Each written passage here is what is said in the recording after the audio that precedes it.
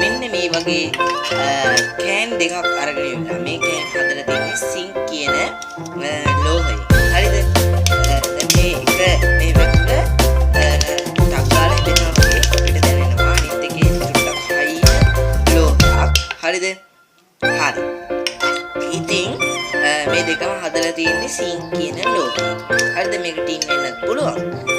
බලමුකෝ. හරි.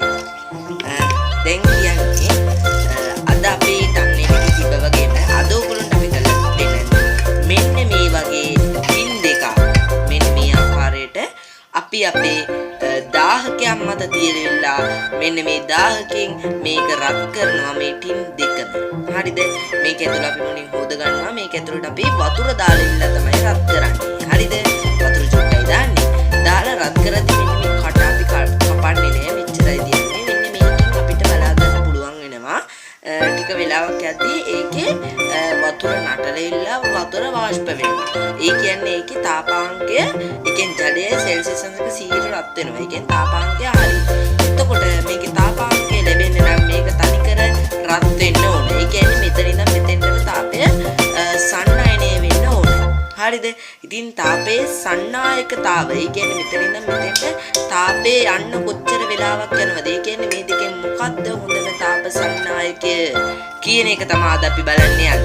හරිද? මේවා ඔක්කොම ඉවතලන ද්‍රව්‍ය. අපි ඉවතලන ද්‍රව්‍ය තමයි හොයාගත්තේ පාරේ ගිහින්. හරි. දැන් අපි මේවා රත් කරලා මෙතනින් වාෂ්ප වෙනව බලන්න පුළුවන්. අපි මේකේ ගොඩාක් දැන් අපි තාක්ෂණي දියුණු නිසා අපිට පුළුවන් මේකේ හරිම තාපාංකය බලා ගන්න. මේක දැන් ඔයගොල්ලෝ හිතන්නකෝ අපි මේක රත් කරනවායි කියලා. මේක රත් කරද්දී අපි ටැබ් එකක් තියලා ටැබ් එකේ ටයිම් එක ඕපන් කරලා අපි බලනවා මේකෙන් වාෂ්ප යන්න කොච්චර වෙලාවක් යනවද කියලා. අපි යමු අපේ පැට්‍රිකල් එකට යාළුවනේ. ඔන්න යාළුවනේ අපි පැට්‍රිකල් එක පොඩ්ඩක් භයානක පරීක්ෂණයක්. දැන් අපිට මෙන්න මේක තමයි අපි මුලින්ම මෙන්න මේ ආකාරයට දල්වන්න ඕනේ. මේක දැන් අපි පොඩ්ඩක් ආවරණයක් තියලා බලමු පොඩ්ඩක් යන්නේ. හරි යාළුවනේ අපි ටැබ් එකක් ගෙනල්ලා ඉල්ල දැන් ඔයගොල්ලෝ පේනවා මේ ටැබ් එකේ වෙලාවල් දුවනවා. හරි අපි බලමු මොකක් වෙයිද කියලා.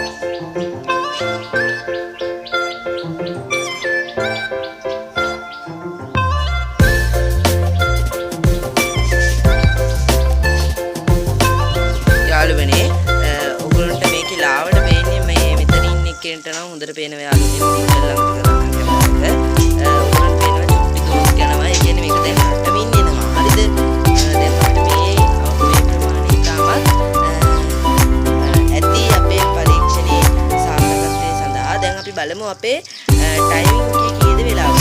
හරි යාළුවනේ විනාඩි 2යි 12යි 32ක් ගිහිලා තියෙනවා.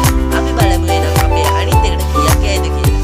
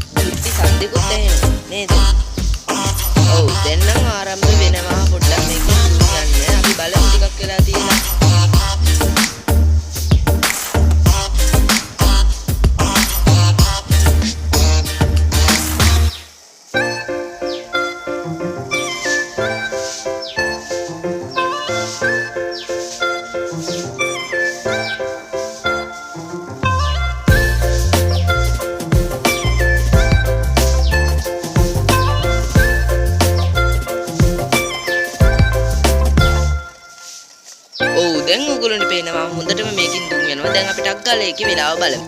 2:30 වෙද්දී යාළුවනේ මම මේක දැක්කා. 2:30 වෙද්දී තමයි යාළුවනේ මේක මේවා උනේ. 2:30 වෙද්දී තමයි යාළුවනේ අපිට මේක දැක්කන්නේ. මේක යාළුවනේ දැන් ඔයගොල්ලෝ දැක්කේ 2:36 කියලා මේක දැක්කට 2:30 තමයි යාළුවනේ ඔයගොල්ලන්ට මේක දැක්ක ගන්න හැකියාව ලැබුණේ. ඔයගොල්ලන්ට අපේ පරීක්ෂණයේ ප්‍රතිඵල තමයි අපේ මේ ස්ක්‍රීන් එකේ දැක ගන්න හැකියාව ලැබී තියෙන්නේ. කාලය 2:32කදී කහ ටින් එක මේ කහ ටින් එක ඇතුලේ තිබ්බ ජලය ඒකේ નિયમિત තාපාංකය ඉක්මවා ගිහිලි ඉවර වෙලා වාෂ්ප වීමට පටන් ගත්ත ජලය ඊළඟ රතු ටින් එකේ 2:30කදී ඒ කියන්නේ කාලය විනාඩි 30යි තප්පර 30කදී විනාඩි 2යි තප්පර 30කදී වාෂ්ප වීම පටන් ගත්ත ඒකේ රතු ටින් එක ඇතුලේ තිබ්බ ජලය ඉතින් අපිට ඒකෙන් දැක ගන්න හැකියාව ලැබෙන්නේ 32 කාලයක් ගියා කියන්නේ ඒකේ තාප සන්නායකතාවය ඉතාමත් අඩුයි දුර්වල තාප සන්නායකතාවක් තියෙන්නේ රතු ටින් එකේ 2:30ට තමයි යාළුවනේ තාප සන්නායකතාව පටන් ගත්තේ. ඒ කියන්නේ ගොඩාක් පහු වෙලා. ඉතින් යාළුවනේ මේකට විවිධ හේතු බලපාන්න පුළුවන්. ඒ කියන්නේ අපි දාපු ජලය සංශුද්ධ ජලය නෙමෙයිනේ යාළුවනේ. ඉතින් සංශුද්ධ ජලය නෙමෙයි නිසා ඒකේ විවිධ අගයන් වෙනස් වීමේ හැකියාවක් දැක ගන්න හැකියාවක් ලැබෙනවා. ඊට අමතරව දැන් අපි ඒක සංශුද්ධ ජලය තමයි අපේ පරීක්ෂණයේ පාවිච්චි කරේ සංශුද්ධ ජලය තමයි. හරිද?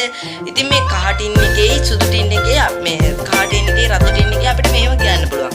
ඒකේ පරිමා වෙනස් ඒ වගේම ඝනත්වය අඩු වීමේ හැකියාවක් තියෙනවා. මොකද ලෝහ විවිධ අවස්ථාවලදී විවිධ ආකාරයට තමයි යාළුවනේ පාවිච්චි කරන්නේ.